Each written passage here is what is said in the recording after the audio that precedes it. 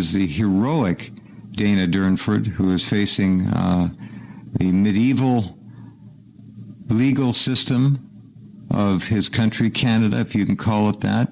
We'll see how it goes. I'm not quite clear on everything yet, but his right to free speech, my God, people get hot and they say things all the time.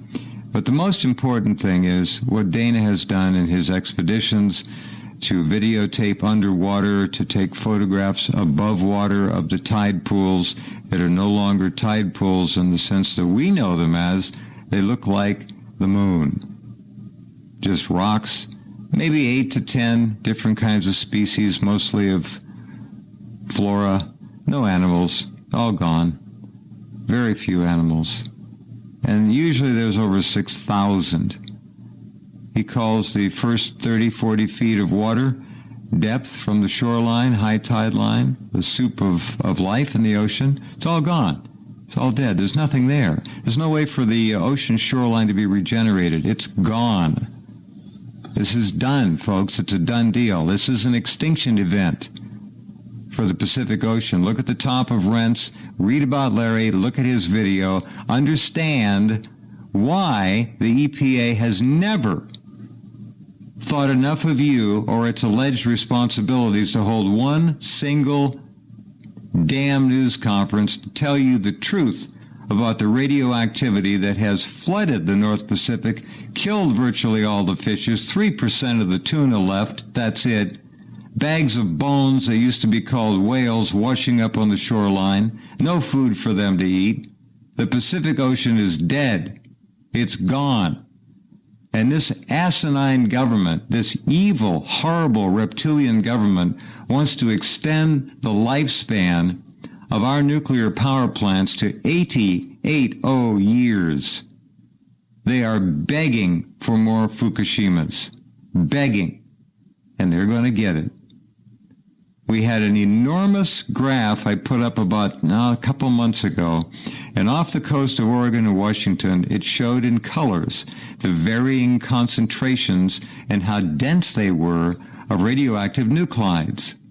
There was an enormous red eye, a red dot, a red circle off the coast of Oregon and Washington, maybe 500, 600, 700 miles, I'm not sure. And quite clearly the North Pacific Current was pushing that red dot toward the Oregon coast. We had a report last week of 19,700 counts per minute recorded in Coos Bay, Oregon. Also, very high levels showed up in Phoenix, Arizona. This stuff comes over here in cells, in the ocean, in the air, in the rainstorms, and it appears that they have let the curtain down a little bit and rain systems are beginning to show up. But when that red dot moved, and that's what it was, and hit the coast, we're talking about ungodly amounts of radiation. What'll happen from it? Eventually, a lot of people are going to get sick and die. Very simple. No big mystery.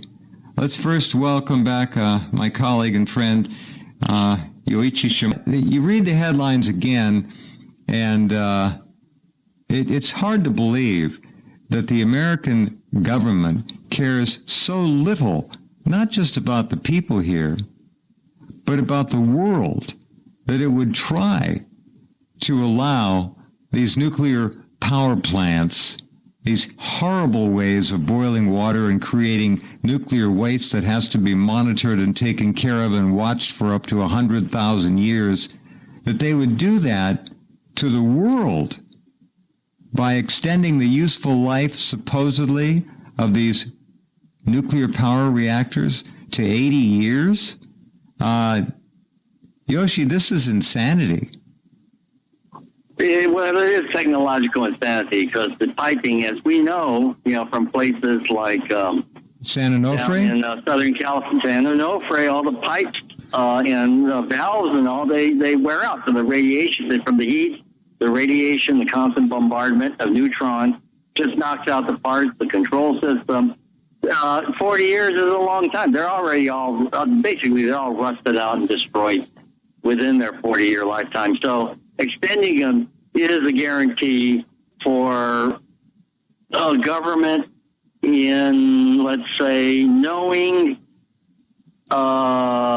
approval of a sort of a mass kill-off, of a genocide. I can't think of industrial genocide. Can we use that word? We sure can. Genocide? Yeah, it's yours. We saw something like that at Bhopal, with the Union Carbide. Bhopal was horrible. Yes, absolutely. It's terrible for the victims, but that was an immediate small circle of victims. Yeah. What we're seeing in nuclear, the whole northern hemisphere being taken out. We're talking about dozens of countries, hundreds of millions, a billion people being taken out, a couple billion people being knocked out.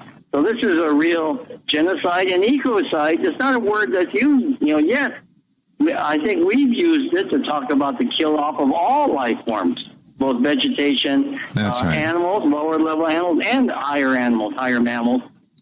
I'm not even sure this is a crime. It's not even criminal. It's not even considered a crime. I don't think before the Supreme Court or the World Court, you can kill off every species on Earth and get away with it. I think you're right. I was just trying to make a buck. I was just trying to make money, and my right to make money supersedes all life on Earth.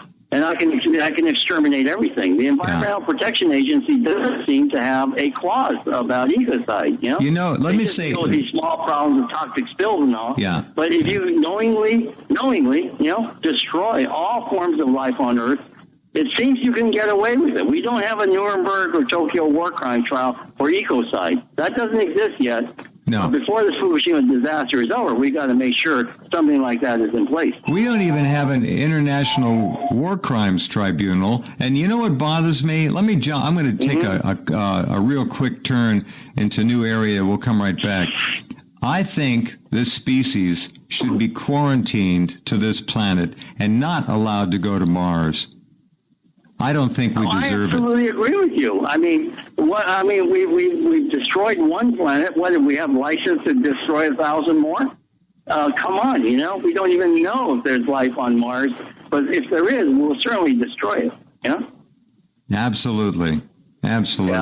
It makes me sick. And as we speak now, this whole charade, this circus has been going on since the Kyoto. The meeting in Kyoto of the so-called climate change conferences sponsored by the UN, happening in Paris. Yeah. Paris of this recent massacre. Now they're doing another massacre in Paris. This is the second massacre. Yeah. This is the UN climate change panel. Yep. Which conveniently, it only talks about, coal, right? The so-called fossil fuels, burning of coal. What they conveniently ignore is agribusiness. Agribusiness creates urea from petroleum projects. This replaces natural fertilizers. Agribusiness, therefore, can rely on chemicals. And the story about soil depths. Yeah. I went to school in Indiana. Yeah. Soil depth there used to be something like, something like 10, 12, 20 feet down, black soil, organic matter in the soil. Oh, it was gorgeous. That was all depleted within a century. Yeah. This is how they store. This is how nature stores carbon. They store it in good soil, right? And we grow things in good. So organic farmers try to do that. Correct. Now, there's no mention at all about agribusiness methods that have removed all the organic matter from soil. They just sucked it up, sold it out as corn. And what did they replace it with? Herbicides, pesticides, heavy metals. More carbon-based chemicals, okay? They're releasing millions of tons of these chemicals on top of the earth, and this is not covered by these climate change clowns. Where is their science? Where are the climate scientists on that?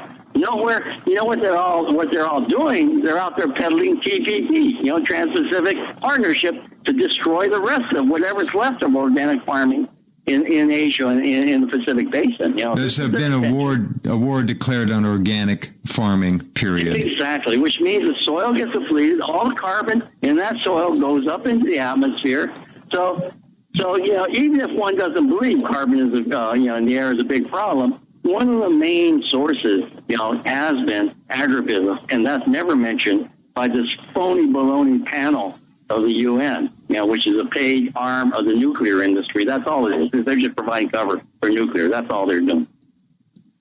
I agree. Dana? Hey, Yoshi nailed it. And on top of that, in Paris, what they're doing is they're trying to agree upon. Everybody thinks it's about climate this or climate that, but what the big push is to get everybody to say that nuclear is carbon free. And so that's what is that their new buzz phrase? Yeah, that's what it's all about, and they're trying to get everybody to come on board. And what that means is now everybody has to use nuclear to mitigate so-called climate change. This is what this is all about. So pushing nuclear everywhere, and we've seen the posturing for Cambodia, for Egypt, for all kinds of impoverished countries all of a sudden are being promised huge sums of money. If they just take nuclear, you just got to take it, and then everything will be okay. And of course, everybody knows that fable. So it's a desperation move. It can't work. And claiming that they're going to build nuclear power plants all over the planet is not going to work. Like Yoshi knows, in less than a year, there won't be any whales left. And so Japanese saying they're going to go out and go whale hunting as part of that propaganda machine to try to keep that lie alive a little bit longer. Of course, that can't pan out because we know now definitively the ocean has died and it didn't recede the coastline. So that means death symmetrical now throughout the countries in the Pacific Rim nations. But obviously, this is what it's all about. This is what they're actually saying in the big media, is that they want all countries to come on board and start using nuclear.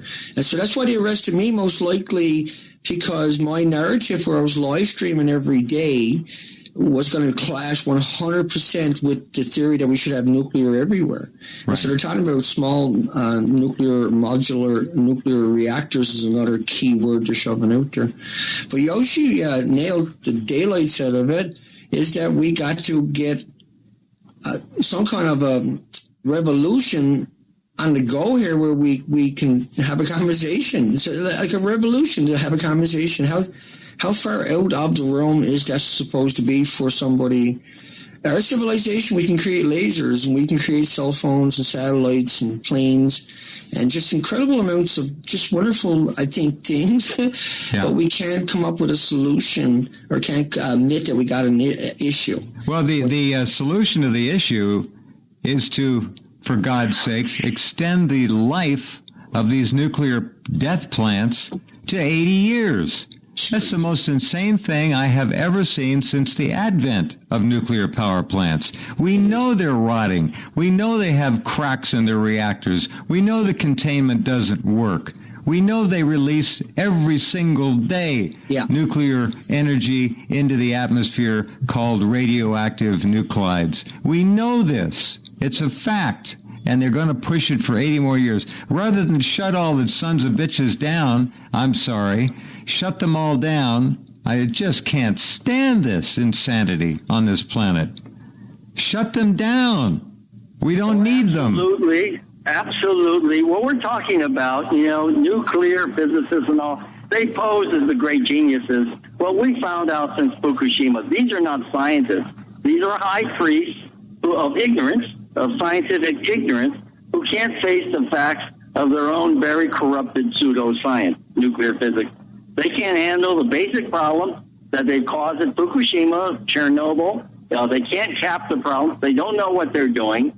And I think we've just got to call a spade a spade. This is a nuclear lobby that's self-preserving, has enormous power in the UN. The UN was created because of the atomic bomb, that was supposed to end all wars. And we've had dozens, hundreds of wars since the formation of the UN. So they've absolutely failed. Their promises have failed. The other thing that Dana points out, I think that we have to remember, is that every nuclear plant needs a dedicated thermal coal-burning plant to supply its water pumps when it's down. So nuclear comes with a cost in carbon. It is not carbon-free. Nuclear wastes, it wastes coal. It consumes enormous amounts of coal just to keep itself going. And so that coal energy isn't going to schools, hospitals, or wherever. It's going to keep a nuclear plant going. How absurd the whole premise of this game is. Not science.